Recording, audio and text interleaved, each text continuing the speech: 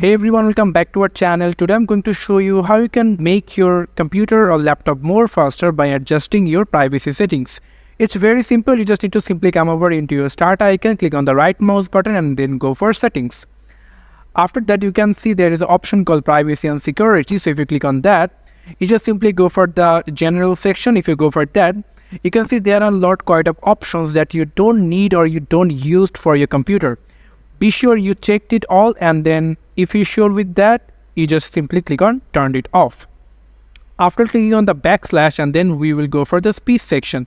If you're not using any of your online speech recognition, then you just simply turn it off. Then you can simply go for linking and typing. If you click on that, you can simply turn it off. It's not always we need it or we always use it. So if you can turn it off. After that, if you go for this privacy security another time, and then you will find the option called diagnostics and feedback. So if you click on that, you can see you already turned on send optional diagnostic data. So if you turn it off, it will help you to make your laptop or computer more faster.